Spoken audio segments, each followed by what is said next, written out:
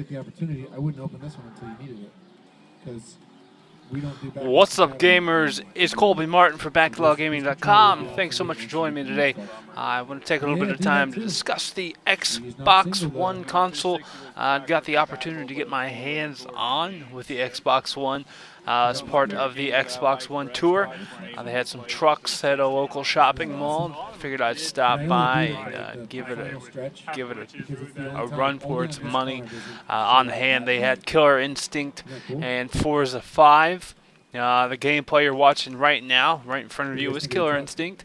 And the first thing that I feel like I should discuss is the D-pad on the controller. It is not very good. Sure, it may be slightly better than the Xbox 360 controller, but it's not that great. Unfortunately, it's still stiff. It still feels hard to press.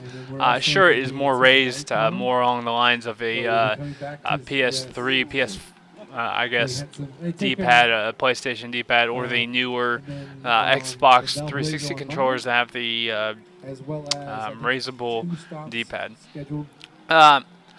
That's probably the biggest flaw in the controller, and probably one of the biggest things that is necessary for a fighting game. If you have a fight stick, that's probably going to be the best way to go.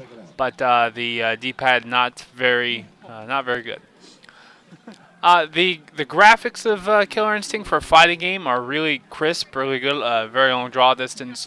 One of the biggest things you probably noticed is the lighting. Edges are brighter, they're more crisp, more refined than, say, the 360 PS3 current gen system. Other than that, though, nothing over the top amazing. Nothing you haven't seen physics-wise or animation-wise on current gen or on PC. One of the major themes I feel like with the Xbox One is that it is a entry-level PC, really. They're trying to give you everything that can be found in a upscale PC. Unfortunately, you're not going to get that. That's probably my biggest complaint about the Xbox One. So, Killer Instinct was a lot of fun. And then I moved over to Forza 5. Well, Forza 5 was the first thing I played, but I showed you the Killer Instinct video first. You can watch these complete videos if you don't see all of them now. You can watch them individually. I'm going to upload them on YouTube here and on my website, backloggedgaming.com, so you can check this out. Next up, obviously, Forza 5, as I mentioned, and that was the one I was most excited about trying. The first video here is me driving a Ferrari. The reason I drove a Ferrari is because the guy wanted me to crash a car and check out the damage model and the physics that's involved with the damage. And I figured, where else do you get to crash a Ferrari? I mean, if you own a Ferrari, why would you crash it? So let's crash it in a game. I must say about that damage model and physics model, right now in the demo version of Forza 5, it's not much of an upgrade from Forza 4. Unfortunately, I was hoping to see a little bit more with the damage and maybe some more soft physics, something that really forces the car to crinkle and crunch. But I don't think we're going to see that in games like Forza, unfortunately, and that's mainly largely due to the manufacturer. I don't think Ferrari or McLaren or Lamborghini wants to see their couple $100,000 car smashed into a wall. I don't think they like that. They want people to enjoy the beauty of Ferrari, but not the destruction of Ferrari. Oh, all right, cool, understood. When not crashing the car, the game handles well. It actually handles better with the controller with the assist off than in previous iterations. Forza 4, it was kind of tight and hard to drive, which it should have been on a controller. And don't mind the beep in the background. That's what I get for recording on when my phone's on during the workday. But the controller handles better with the triggers and with the joysticks compared to I guess the analog sticks compared to the 4. 4 you could really spin the tires out, you could really lose control. With this, the rumbles in the triggers, I noticed more of a grip feeling. You feel like you can really grip the car. You can really understand where the car's braking points at, which comes in really handy when you're racing in a loud environment. The music was kind of loud, and if you can hear in the background, there's a guy talking, an MC really just kind of hosting the event. There was also a girl there doing it. And they were kind of loud, obviously, because it was all hooked up in this about 15-foot area. Everything was around this vehicle, but that really came in handy to be able to feel really the grip in the tires when you lost control, and to feel that braking point when you went to slam on the brakes. As I was saying, just overall, it handles better with a controller. You're going to notice that largely. So if you were a wheel user like myself, who mainly uses a wheel, but I really grew up on the controller, you'll notice the controller feels much tighter, and actually probably is the preferred method for me to go. That comes on top of the fact that the Xbox announced they were going to have a bunch of new wheels to go with the Xbox One, and they weren't going to make the Fanatic CSR that they made specifically for Forza. It's not going to be compatible. So overall, those are my impressions. I went in there with a really positive attitude. Obviously, I've been leaning towards the PS4 personally, but the Xbox One actually is not too bad. Graphics-wise, it is a major upgrade from the current generation. It doesn't feel like it at first, but once you come home and you try out an older version of something, you notice a really big difference. I know myself, when I was standing there, I'm like, man, this is not much of an upgrade. Forza 5 doesn't look instrumentally better or incrementally better. It doesn't look anything special. Nothing's really different about it. The gameplay is largely the same. I didn't think anything great about it. And when I got home and put in Forza 4 to show my girlfriend just kind of the difference, and at least what I thought was similar, I ended up realizing it's a very eye-popping difference, and it's not just the screen.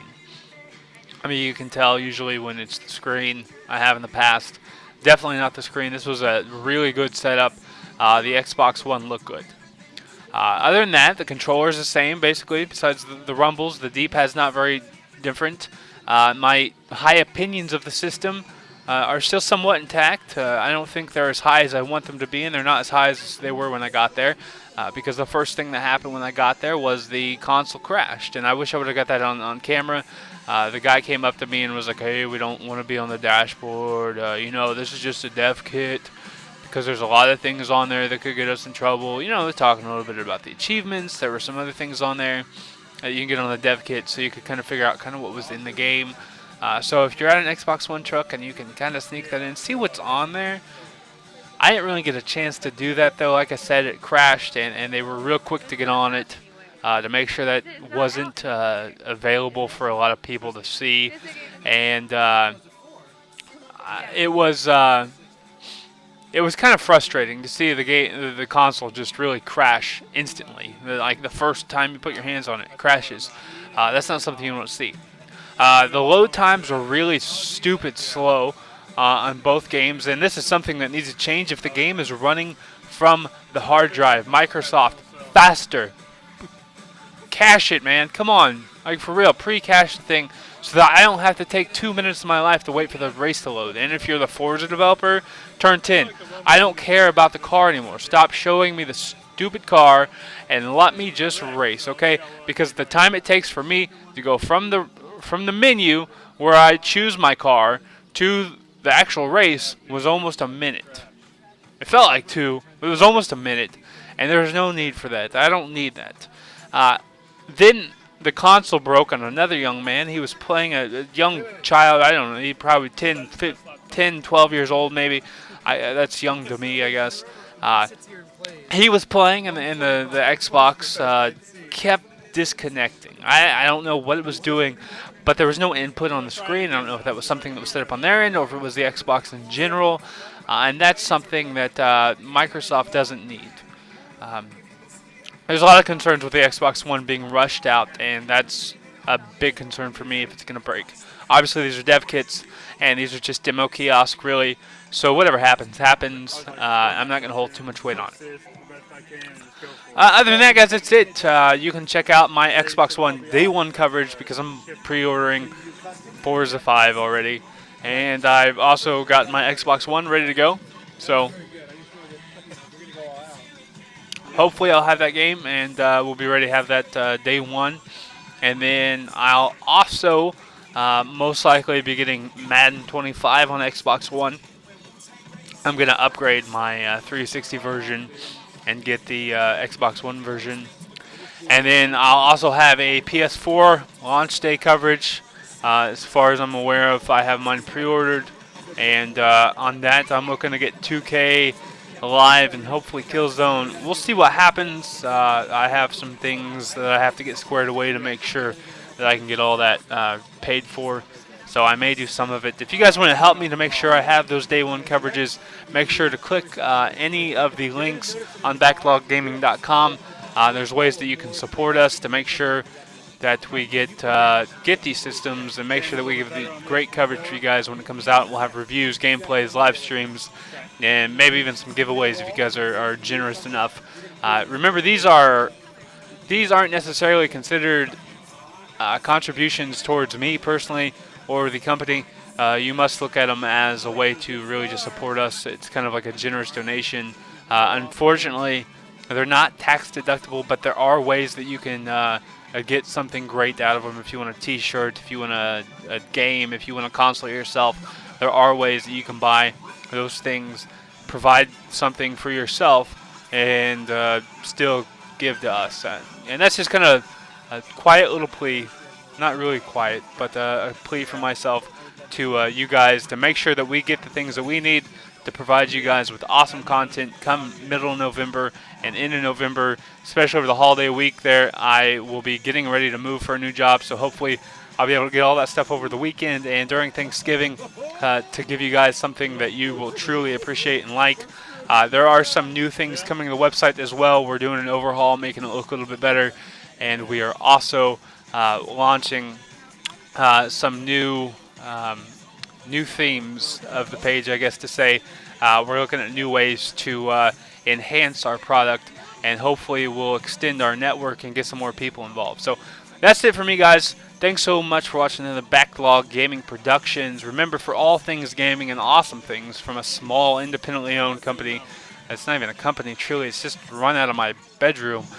Make sure to check out backloggedgaming.com. Make sure to follow me on Twitter. I am at GoBlowSoup. The website is at Backlog Game. Make sure you like us on Facebook. There's a link in the description below. Subscribe to this channel for all things gameplay, reviews, fun things, awesome stuff. Check out the NBA 2K review. And that's it for me, guys. I will see you next time. So long. This has been Colby Martin for BacklogGaming.com. Hope you guys are having fun.